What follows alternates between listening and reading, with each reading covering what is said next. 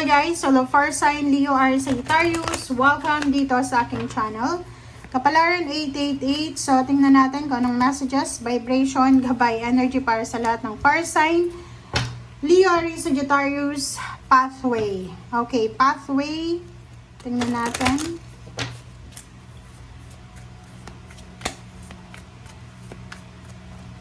Oh wow, inspiration. Okay, so first on Leo Aries Sagittarius, ikaw ba ay nagbabalak ng negosyo?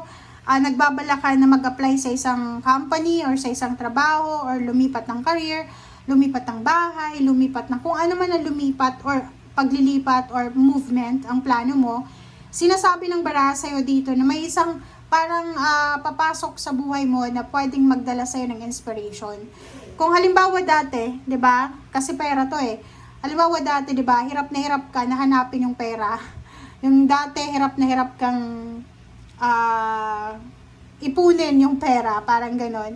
But now sinasabi this weekend, isang inspiration ang posibleng magbo-boost sa'yo sa self-esteem mo. Yung parang ang taong ito, tuturuan ka niya kung paano maging inspired, paano maging motivated, or magiging motivated ka dahil sa kanya. So, maliwanag na. May freedom, may transformation, may pag-asa. So, sinasabi ng baraha sa'yo, punong-puno ng inspiration and motivation ka sa weekend na to. Lalo na sa pagnenegosyo, lalo na sa pagta-travel or paghahanap ng trabaho.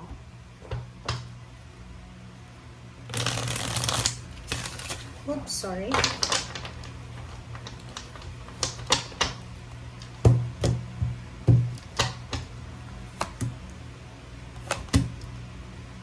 Okay.